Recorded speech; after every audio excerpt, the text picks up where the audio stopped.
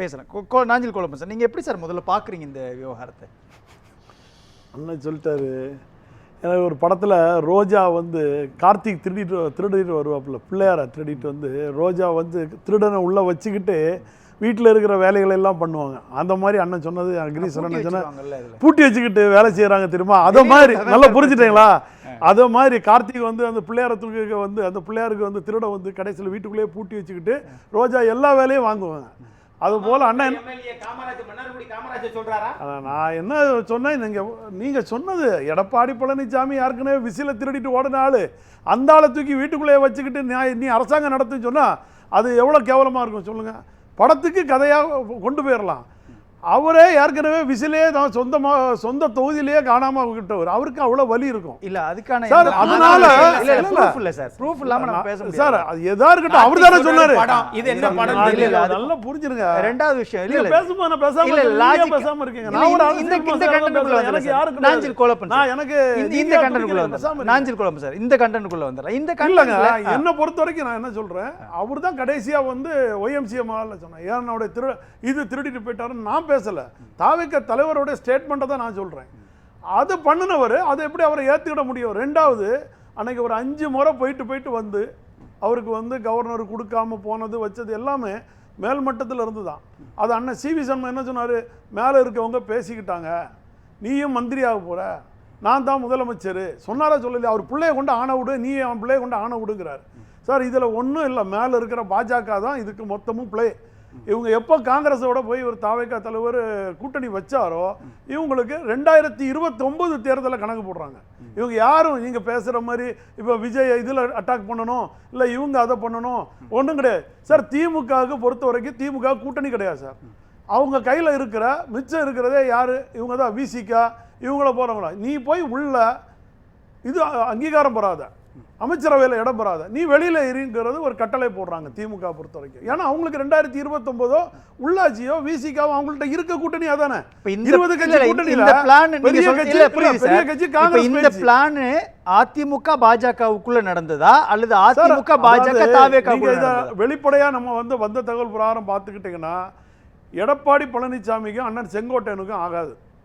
அது அவங்க பையன் வந்து எடப்பாடி பழனிசாமியோட சன்னு வந்து ரொம்ப தீவிரமா எடப்பாடியா செங்கோட்டையனை தோக்கடிக்கணும்னு திட்டம் போட்டாங்க. அவர் மீறி வந்ததுனால அவர் இந்த ஆட்சியில் அமைச்சராக வந்துடக்கூடாதுங்கிறதுக்காக அவங்க ஒரு திட்டம் போடுறாங்க. இவருக்கும் உதயநிதி ஸ்டாலினுக்கும் ஏற்கனவே சினிமா துறையிலேயும் பல பிரச்சனைகள் இருந்திருக்கு, நல்லா புரிஞ்சுருங்க. அந்த ஈகோ ஒரு பக்கம் இவங்களுக்குள்ள இருக்குது. அதனால இவங்களும் பங்காளி சேர்ந்துக்கிட்டாங்க. நம்ம சொல்லலை, இளங்கோவன்னு சொன்னது தான் நாங்கள்லாம் எடுத்து வச்சு பார்க்குறோம். நாங்கள்லாம் ஏற்கனவே போய்கிட்டு நாங்கள் வெளியில் வந்துட்டோம். அதனால் நாங்கள் அந்த சூழ்நிலைக்கு தந்தாலும் நாங்கள் பார்க்குறோம், பங்காளி நம்ம எல்லாம் சேர்ந்துக்கலாம். ஆனால் ஒரு 3வது ஆளை நம்ம விட வேண்டாம்ங்கிற முடிவு. காங்கிரஸ் போகலைன்னா இவங்க சொல்கிற மாதிரி அடுத்த திட்டம் வேறு மாதிரி பாஜக உள்ள ப்ரெஷர் வந்துடும். சார் நான் ஒரே ஒன்று கேட்குறேன், ஒரு CBI வழக்குக்குள்ளே போய்கிட்டு CBI அலுவலகத்திலிருந்து ஒரு மனிதர் அந்த மேலே இருக்க டாப்பை ஓப்பன் பண்ணிட்டு கையை காட்டிட்டு CBI அலுவலகத்திலிருந்து டெல்லியிலேருந்து பிரச்சாரத்தை ஆரம்பிக்கிறாருங்க. அவருக்கு திறமை இருக்குது, தில்லு இருக்குது. உங்களுக்கு யாருக்காக இருந்ததா? நான் கேட்குறேன், உங்களுக்கு யாருக்காக இருந்ததா? நீங்களும் CBIக்கு போனவங்க தான். நீங்கள் எந்த ஒரு இடத்துலையாவது அந்த டெல்லிக்கு போயிட்டு முகத்தை மூடிட்டு வந்த யாரு? பிரேமலதா. சும்மா கேட்குறீங்களா? முகத்தை மூடிட்டு வந்து டெல்லியில் மூடிட்டு வந்தது தெரியாதா? அதை தானே அவர் சொல்கிறாரு. சும்மா நீங்கள் வந்து திமுகவில் வாங்கின MP சீட்டுக்கும் MLA சீட்டுக்கும் ஜால்ரா அடிக்கிற மாதிரி பேசக்கூடாது. பிரேமலதா ஒரு மனிதரை வந்து 4 நாள் ஆச்சு சார். என்ன சார் பண்ணிடுவீங்க? ஏன் சார் இவ்வளவு மௌனம்? நாங்க குதிரை பேரம் செய்யலன்னு வெளிப்படையா சொல்லலாம்ல சார். அமைதியான ஒரு கடலா இருந்தாலும் ரசிக்க தான் தோணும். நீங்க அது ஏன் சுனாமியா வரலன்னு பார்க்கணுமா சார்? இதுல கருத்து இல்ல சார். சட்டமன்றத்துல 1.25 கோடி இல்ல சார், தனிச்சு நின்னு ஓட்டு வாங்குறாங்க. ஆமா சார், புரியுது. அது மக்கள் முடிவு. மக்கள் முடிவுக்குள்ள இல்ல மக்கள் முடிவுக்குள்ள நம்மளால எதுவுமே பேச முடியாது. மக்கள் எடுத்திருக்காங்க ஒரு முடிவு, அதனுடைய அடிப்படையில் அவங்க ஆட்சிக்கு. நான் கேட்கறது என்னன்னா, சட்டமன்றத்துக்குள்ளேயே MLAக்கள் கேட்கறாங்க இல்லையா, குதிரை பேரம் நடந்திருக்கு. பிரேமலதா விஜயகாந்த் வெளிப்படையா சொல்றாங்க, யார் முகத்தை மறைச்சிட்டு போனாங்க சொல்லலாம் இல்லைங்க சார். குதிரை பேரம்னா நீங்க என்ன சார், CV சண்முகம் வீட்டுக்கு சோபா போச்சுங்கிறத புஷ்பா படத்தை சொல்றீங்க. அப்ப திருமாவளவன் வீட்டுக்கு போன இதுக்கு யார் கொடுத்தா? அன்னைக்கு ராத்திரி அவர் வந்து சித்தரஞ்சன் தாஸ் அவரோட இல்லத்துக்கு தானே போனாரு. சோபா போன அன்னைக்கு ராத்திரி எங்க போனார் இவரு திருமாவளவன்? அண்ணா ஸ்டாலின் தானே பார்க்க போனாரு. அப்ப அந்த சோபா அனுப்புறது யார்? திமுகவா? என்ன சார் பைத்தியக்காரன்? நாட்டு மக்கள் பைத்தியம் பிடிச்ச போய் தெருவில் நின்றுட்டு இருக்கிறா. ஒரு மக்கள் 1.25 கோடிக்கு ஓட்ட போட்டு ஒருத்தரை கொண்டு வந்து உட்கார வச்சிருக்கு நல்லது சரிங்க சார். நினைக்கிறாங்க. இல்ல, அதே கேள்வி இதே கேட்கிறேன். நாங்க இல்ல, 77 புரியுது எனக்கு. அறிவிச்சவங்க தான் சார். நாஞ்சில் எம்ஜிஆருக்கு குழப்பம் சார். வந்த சோதனை தான் சார். ஏன் சார் சிவி சண்முகம் அல்லது எஸ்பி வேலுமணியை விஜய் பார்க்க சார் அது உள்கட்சி பிரச்சனை சார். இல்ல, அது பேசணும் இல்லையா சார்? நீங்க ஒரு பக்கம் குதிரை பேரம்ன்ற அம்சம் இருக்குது, இன்னொரு பக்கம் அதிமுகவுடைய பொதுச் செயலாளர் பார்க்கல, முன்னாள் முதலமைச்சர் அடிப்படையில் பார்க்கல இபிஎஸ், ஆனால் இந்த பக்கம் போய் பாக்குறீங்கன்னா என்ன லாஜிக் இருக்கு? நான் ஒண்ணு சொல்றேன், இது வந்து ஆரம்பிச்சதே 6 அமைச்சர்கள் முன்னாடியே சொல்லி 2024 இருந்து உள்ள போச்சல், உள்ளுக்குள்ள பணம் கொடுத்து நிறைய விஷயங்கள் நம்ம கட்சி தேர்தலுக்கு கொடுக்கணும் வைக்கணும்னு சொல்லி பிரச்சனைகள்லாம் நடந்துருச்சு. அதை நீங்க சொல்ற அந்த அம்மா வந்து லீமா ரோஸ் நிறைய எடுத்து அவங்க பண்ணியிருக்கிறாங்கிறது எனக்கு வந்த கட்சிக்காரங்களோட பழக்கத்தில். இதுக்குள்ளே உள்ளுக்குள்ள ஒரு பூசல், தோத்தவங்க. ரெண்டாவது விசில் சின்னத்தை பிரச்சனை ஆச்சு பார்த்தீங்களா, இதனால பாதிக்கப்பட்டது மற்ற எல்லா சட்டமன்ற உறுப்பினர்களுக்கும் பாதிச்சு போச்சு. நீங்க நல்லா புரிஞ்சுற, இவர் தப்பிச்சிட்டாரு, நான் 98,000 ஓட்டு எடுத்துட்டேன்னு இவர் தப்பிச்சிட்டாரு. ஆனால் மிச்சவங்கள்லாம் ஜெயக்குமார் அண்ணன் டெபாசிட் இழக்கணும்னு தலையெழுத்தாங்க சார், அவருக்கும் பாதிப்பு வந்தது. அவர் இந்த வரைக்கும் வாய் திறக்காமல் இருக்கார். இதை போல் நிறைய பேருக்கு நீங்கள் எடுத்து பார்த்தீங்கன்னா ஒரு 10 தொகுதியில் ஒரு 200, 300, 600 இதில் தான் தாவைக்க தோத்துருக்கு. அந்த 10 கிடச்சிருந்துன்னா அவர் வந்து நின்றுப்பார். சூழ்நிலை கருத்து கொண்டு நீங்கள் மற்ற திமுகவோட ஓட்டு வாங்கிகளை பாருங்கள். சூழ்நிலை என்னை பொறுத்த வரைக்கும் இப்போ என்னென்னா, ஒரு மனிதர் வாராரு செய்கிறாரு, காலையில் ஏதோ அவர் கிளம்பி வாராரு, சாப்பாடை கூட அங்கேயே முதலமைச்சர் ரூம்லயே சாப்பிடுறாரு. பாருங்க சார், ஒரு 100 நாள் பொறுமையா இருந்து பாருங்களா சார். 2011 திமுக எதிர்க்கட்சி அந்தஸ்து கூட இல்ல சார். வெற்றி தோல்வின்று இன்னைக்கு தமிழ்நாட்டினுடைய வரலாறுல அதிமுக ஒரு நிலை அடைஞ்சிருக்குன்றது யாருக்குமே அவங்க கட்சிக்குள்ள ஏற்றுக்கொள்ள முடியாத ஒரு விஷயம். ஆனா பொறுமை ரொம்ப முக்கியம் இல்லையா? பொதுச் செயலாளருடைய வார்த்தை ரொம்ப முக்கியம் இல்லையா? பொதுச் செயலாளர் ஒரு இடத்துக்கு வேணான்னு சொல்லும் பொழுது அந்த கட்சியினுடைய தொண்டர்கள், அந்த கட்சியினுடைய எம்எல்ஏக்கள் வேற ஒரு ஸ்டாண்ட் எடுக்கிறாங்கன்னா ஏதோ ஒரு லாஜிக் இருக்குல்ல. இப்ப நீங்க சொல்றீங்களா, அதுவே நீங்க வாங்க 2021 வாங்க, ஒருங்கிணைப்பாளர் அண்ணன் ஓபிஎஸ் கையெழுத்து போட்டார். இவங்க என்ன பண்ணி போய் உச்ச நீதிமன்றத்தில் போய் ஆர்டர் வாங்கிட்டு வந்தாங்க.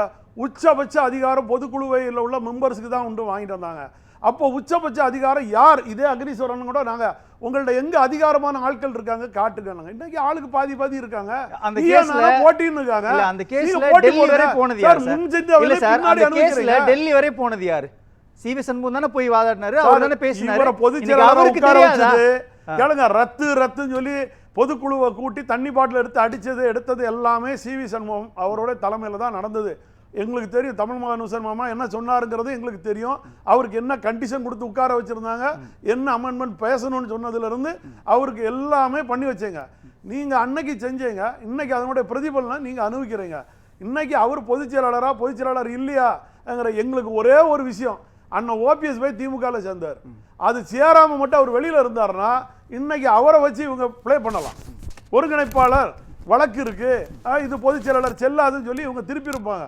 அங்கே ஒரு பிரச்சனை அப்படி ஆகி போச்சு. ரோட்டில் போகிறவங்கள்டெல்லாம் நான் பேசணுமான்னாரு. சபாநாயகராக ஜெயஸ்ரீ பிரபாகர் வந்திருக்காரு. செங்கோட்டையா ஒன்று நான் இதை பண்ண மாட்டேன்னு பேசினாரு. இன்னைக்கு அவர் ஒரு அமைச்சர் அதிகாரத்தில் வந்திருக்காரு. இதையாவது அண்ணன் எடப்பாடி பழனிசாமி சரிதான். ஒரே ஒரு கேள்வி சார், அக்னீஸ்வரன் சார் சொல்லும்பொழுது அதானே சொல்றாருங்க, அவங்க எங்களை கூப்பிட்டாங்கன்னா நம்ம போகலாம், கூப்பிடாத ஒரு இடத்துக்கு நம்ம ஏன் போகணும்? அதிமுக ஆதரவு தாங்க, திமுக தீய சக்தி, அதுக்கு எதிராக ஒரு ஆட்சியை நம்ம எல்லாம் ஒண்ணு சேர்ந்து அமைக்கலாம் அப்படின்னு சொன்னா ஏன் சார் கூப்பிடாம போகணும்? அவர் கூப்பிடாம போகணும். நான் இப்பவும் சொல்றேன், அவர் வந்து ஒரு ஆட்சி கலையக்கூடாதுன்னு நினைக்கிறார். அன்னைக்கு கொடுத்துக்கிட்டு ஆதரவு தெரிவிச்சுக்கிட்டு ஒவ்வொருத்தரும் பேசின பேச்சுகள் எல்லாம் கேட்டுட்டு இருந்தார்.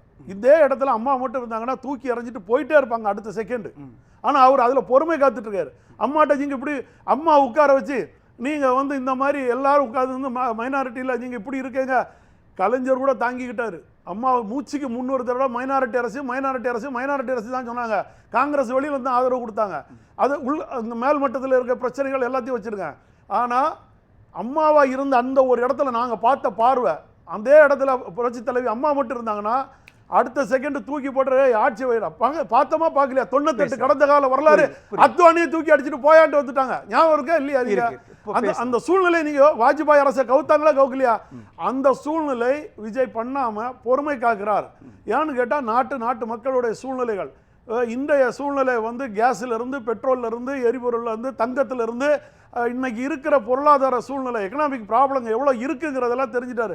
அவர் சொன்னார் கஜானா காலிங்கிறத வெள்ளை அறிக்கை தான் வாங்குறேன்னு சொல்றாரு. கஜானா காலியை மறைமுகமா சொன்னாரு. பேசலாம். நல்லா புரிஞ்சுங்க. அவரோட சூழ்நிலைகளை இன்னைக்கு ஒவ்வொரு இடமும் ரெவி மீட்டிங் நடத்துறாரு. என்னென்ன அமைப்புகள் இருக்குங்கிறாரு. தான் அமைச்சரவை போட்டாலும் அந்த அமைச்சர் கொடுக்கல. இப்ப காங்கிரஸுக்கு 2 அமைச்சர், ராஜேஷ்குமாருக்கு விஸ்வநாதனுக்கு முடிச்சிட்டாங்கன்னு கேள்விப்பட்டேன். ராஜேஷ்குமார் விஸ்வநாதன் வாராங்க 2 அமைச்சர். அவங்க நாங்க 2029 உங்க கூட கூட்டணிங்கிறாங்க. அது போல இவங்க சிவி சண்முகம் இப்ப பொதுச் செயலாளர் மாத்துறதுக்குள்ள முயற்சி சார். முதல்ல விட்டு கொடுத்துட்டாங்கன்னு வைங்களா. எப்படி சார் மாத்துவாங்க பொதுச் செயலாளர்? 100% ஏன் சார் எப்படி மாத்தல? எதிர்க்கட்சி தலைவர்ட்டாங்கல்ல சார். இப்போ சார் ஒரு இணை ஒருங்கிணைப்பாளர் இல்ல ஒரே ஒரு சந்தேகம் தான் கேக்குறேன். சிவி சண்முகமோ எஸ்பி வேலுமணியோ அல்லது வந்து எம்ஆர் விஜயபாஸ்கரோ சி விஜயபாஸ்கரோ பொதுக்குழுக்கு போக முடியுமா? சார் இங்க அதெல்லாம் இவங்க நீக்கப்பட்டுட்டாங்க சார். ஓபிஎஸ் அண்ணன் மாதிரி இவர் வந்து சும்மா இருக்க மாட்டார். போட்டி பொதுக்குழு நடத்துவாங்க. அந்த போட்டி பொதுக்குழுல நீயா நானான்னு வரும். அந்த பிரச்சனைக்கு எல்லாம் வரதான் போகும். இவர் ஓபிஎஸ் அண்ணன் மாதிரி பேசாம பார்க்கலாம்னு உட்கார மாட்டாங்க. இவங்களை பொறுத்த வரைக்கும் சட்ட வல்லுநர்களான ரமேஷ் தொடர் தோல்விங்கிறது நம்ம ஒத்துக்கிட்டோம். அதில் எந்த மாற்று கிடையாது. குதிரை பேரம்னு நம்ம அண்ணன் சொல்லிட்டு இருக்கிறாங்க. குதிரை பேரம் சொல்லியாச்சுன்னா தேர்தலுக்கு 1 மாதத்துக்கு முன்னாடி ஒரு பெரிய கட்சியில் இருந்த ஒருங்கிணைப்பாளர், அவர் பின்னாடி ஒரு பெரிய 234 தொகுதியில் ஒரு கட்டமைப்பு இருந்தது. அவர் அப்படியே ஒத்த சீட்டு கொடுத்து உள்ளே கூப்பிட்டாங்களே, அதுவும் ஒரு குதிரை பேரம் தானே. அவர் பின்னாடி இருக்கிறவங்களோட வாழ்க்கை, அவங்க பின்னாடி இருக்கிறவங்களோட நிலைமையெல்லாம் தெரியாமல் திமுகவே கூப்பிட்டு கொண்டு வந்து உள்ளே உட்கார வச்சாங்கன்னா அதுவும் குதிரை பேரம் தானே. ரெண்டாவது எவ்வளோ 500 1000 எவ்வளோ ஓடிச்சுங்கிறது பொதுமக்கள் சொல்லுவாங்கல்ல. நீங்கள் இவருக்கு ஆப்பு வச்சா பொதுமக்கள் ஆமாப்பா எனக்கு 500 தந்தான் இவன் 1000 தந்தான்னா மொத்த சட்டமன்ற உறுப்பினருமே குதிரை பேரத்தில் மாட்டிடுவாங்க. அதுவும் நம்ம சட்டத்தில் இருக்குது. பணம் கொடுத்து வாங்கினாலும் அதுவும் குதிரை பேரம் தான். அதுவும் சொல்கிறது ஆமாம் எனக்கு ஒரு ஓட்டுக்கு 1000 வச்சு தந்தான் 2000 வச்சு தந்தான் நம்ம நிவர்த்தியாக பார்ப்போமே. அதனால் சார் நான் ஒன்று சொல்கிறேன். எனக்கு தெரிஞ்சு நான் பார்த்த பார்வையில் ஒரு மனிதன் வந்திருக்கிறாரு, மக்களால் தேர்ந்தெடுக்கப்பட்டவர் வந்திருக்காரு. நான் அவர் அந்த கட்சி கிடையாது எதுவும் கிடையாது. நான் நடுநிலையாளராக சொல்கிறேன். அவரை நம்ம செயல்படுவோம். நான் பார்க்குறதுல அவர் கையில் ஒரு வேல் கொடுத்தாலும் சரி, ஒரு பொக்கே கொடுத்தாலும் சரி, ஒரு பொம்மை கொடுத்தாலும் சரி, அவர் திருப்பி கொடுத்ததா நான் பார்த்ததில்லை. அவராக கொடுத்து இந்தா வச்சுக்கோன்னு சொல்கிற வரைக்கும் அவர் கையிலே வச்சுருப்பார் 4 பொருளையும். நீங்கள் பார்த்துருப்பீங்க, ஊடகத்தில் தான் நான் பார்த்துருக்கேன். அதுபோல் சினிமாவை கொடுத்தாங்க உட்காந்துக்கிட்டார், அவராக வேண்டான்னு விட்டுட்டு வர்றாரு. மக்கள் இப்போ தமிழ்நாட்டில் அரசியலை கொடுத்துருக்காரு, அவராக வேண்டான்னு போகிறது வரைக்கும் இந்த தமிழ்நாட்டு அரசியலை விட்டு அவர் பிரிக்க முடியாதுங்கிறது என்னுடைய கணிப்பு.